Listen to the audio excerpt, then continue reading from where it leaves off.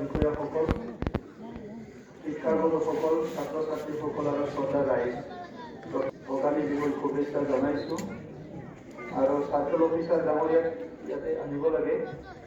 হয়, পিছৰ দিকে বহাই থৈ দিয়া হৈছে। এখন আৰণাই দি দিয়ক। আমাৰ শিক্ষা চলি আছে।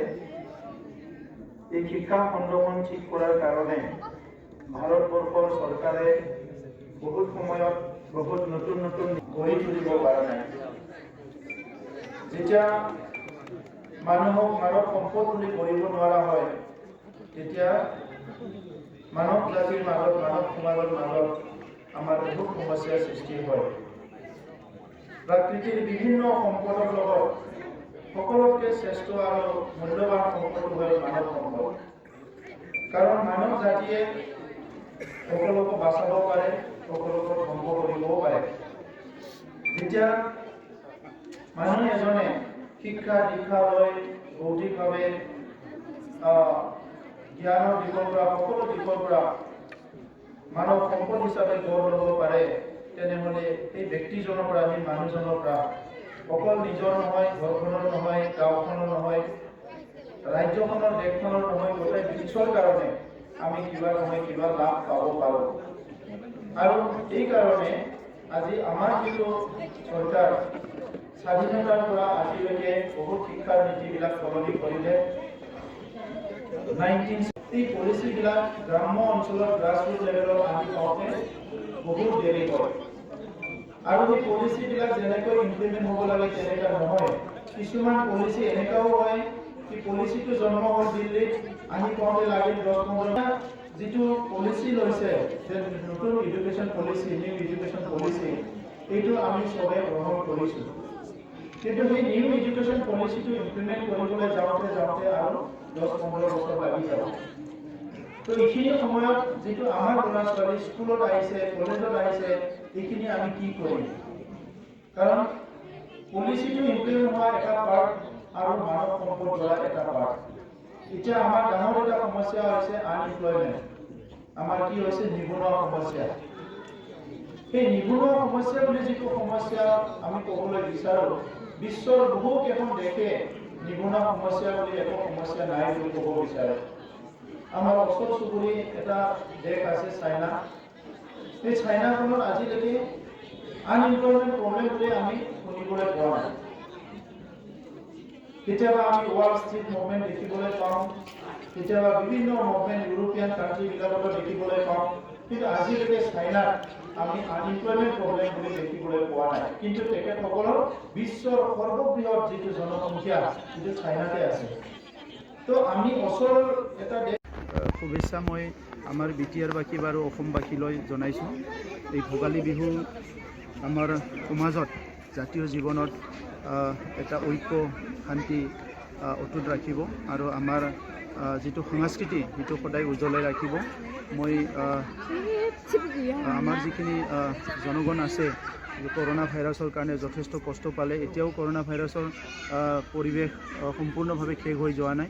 গতিকে যি উৎসৱে ইয়াত নাপালক কিয়, চবেই যাতে অলপ সজাগ হয়, মই সেইটো আহ্বান কৰিছোঁ। আৰু মই আশা কৰিছোঁ যে আমাৰ যিটো মেজিৰ জুই জ্বলিব, সেই মেজিৰ জুইৰ দ্বাৰাই যিবিলাক মানৱ জাতিৰ শত্ৰু বা মানৱ জাতিক কষ্ট দিয়া যিবিলাক কাম হৈ আছে সেইবিলাক নাইকিয়া হ'ব। আৰু ঈশ্বৰৰ আশীৰ্বাদত এটা অঞ্চল, ভাল এটা সমাজ, ভাল এটা পৰিৱেশ আমি পাবলৈ সক্ষম হ'ম। সেইটোকে মই ঈশ্বৰৰ ওচৰত প্ৰাৰ্থনা কৰিছোঁ। হয়, আমি বিটিআৰ এডুকেশ্যন পলিচি আমি ড্ৰাফ্ট কৰিবলৈ গৈ আছোঁ। আৰু ইয়াৰ কাৰণে মই বিষয়া শিক্ষকসকলকো আহ্বান কৰিছোঁ কি অহা 3 মাহৰ ভিতৰত ভাৰত চৰকাৰৰ যিটো শিক্ষানীতি, অসম চৰকাৰৰ শিক্ষানীতিৰ আধাৰতে আৰু আমাৰ ইয়াত বিশেষকৈ এটা শিক্ষানীতি আমি ইয়াত গঠন কৰিব লাগিব।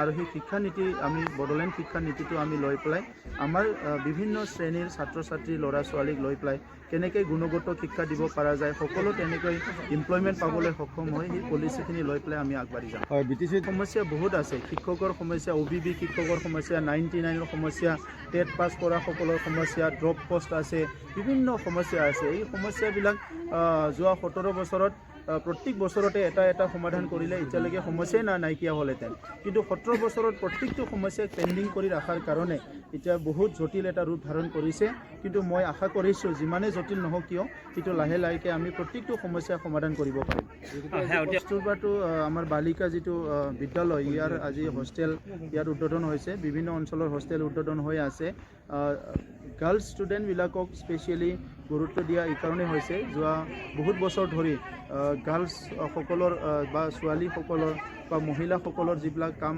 ভালকৈ হ'ব লাগে সেইবিলাক হোৱা নাছিলে নেগলেক্টেড এটা ফিল কৰি আছিলে ৰাজনীতিৰ ক্ষেত্ৰত শিক্ষাৰ ক্ষেত্ৰত বিভিন্ন ক্ষেত্ৰত আৰু লাহে লাহেকৈ এতিয়া ভাৰত চৰকাৰে এইটো সমানে আগুৱাই নিয়াৰ কাৰণে কথা ভাবি আছে সেইকাৰণে আমিও এতিয়া মহিলা বুলি ক'লে প্ৰথমতে ৰাজনীতিক যিটো দিশ নিৰ্ধাৰণ কৰা তাত এটা থাকিব লাগিব সেইকাৰণে আমাৰ যিটো VCDC TLCC ইয়াত আমি এইবাৰ মানে আমি পাছ কৰিছোঁ কি 33% মহিলা ৰিজাৰ্ভেশ্যন এইটো এইবাৰৰ পৰা আৰম্ভ হ'ব আৰু ইয়াৰ লগে লগে বাকীখিনি যিটো আছে ছ'চিয়েল ফিল্ডত বিভিন্ন ফিল্ডত মহিলাসকলক আগুৱাই নিয়াৰ কাৰণে আমি চৰকাৰীভাৱে বিশেষকৈ আমি কিছুমান পলিচি লৈছোঁ আৰু অৰ্থনীতিভাৱে মহিলাসকলক আগুৱাই নিয়াৰ কাৰণে বিশেষ পলিচি লৈছোঁ সেইটো আপোনালোকে উইদিন মান্থছ চব পলিচি গম পাই যাব ইতিমধ্যে ঘোষণা কৰিছিলোঁ নিৰ্বাচনৰ সময়ত 5 বছৰত 5 লাখ সংস্থাপন দিম আৰু ইয়াৰ কাৰণে আমি কাম আৰম্ভ কৰিছোঁ এগ্ৰিকালচাৰ ছেক্টৰত এণ্টাৰপ্ৰিনাৰশ্বিপ ছেক্টৰত ছাৰ্ভিচ ছেক্টৰ আৰু এমপ্লয়মেণ্ট ছেক্টৰ বিভিন্ন ছেক্টৰত আমি কেনেকৈ মানে আমাৰ ইউথসকলক মানে এংগেজমেণ্ট দিম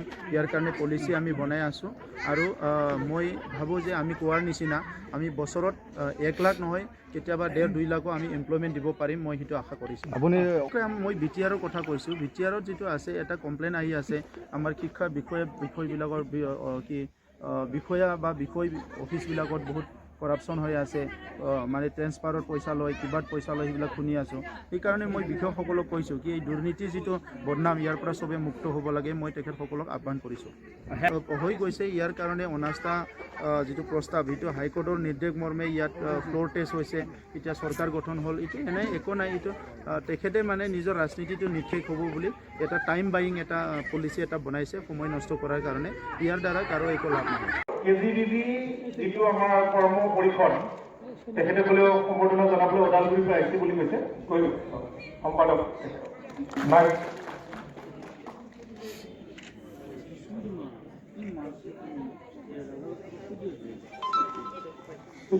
মাগৰিজুলি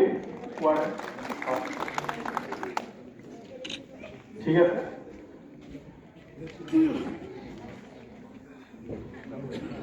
এতিয়া সামৰিছোঁ আমি এতিয়া আমি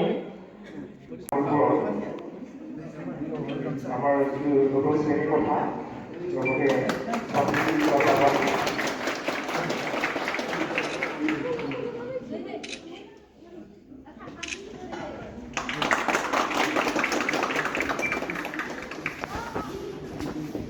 এই বিদ্যালয়ত তেখেতসকলক নামভৰ্তি কৰিবৰ কাৰণে অনুৰোধ কৰিব আকৌ এটা কথা কি যে আমাৰ আৰু এটা ভাল কথা কৈ আছোঁ কি যে এইটো হ'ল 6 to 10 আছিলে এতিয়া আমি 11-12 কাৰণে যাব বিচাৰিছোঁ যদি 11 আৰু 12 সম্পূৰ্ণ কৰিব পাৰে তেতিয়াহ'লে সেই ছাত্ৰীগৰাকী এটা academic qualify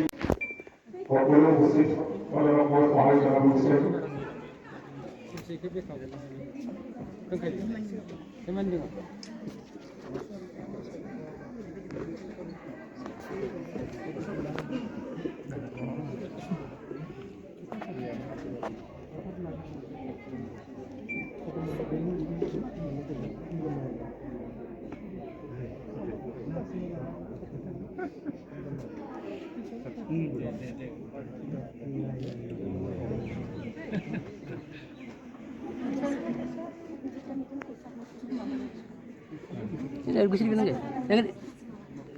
Gusto din naman yan.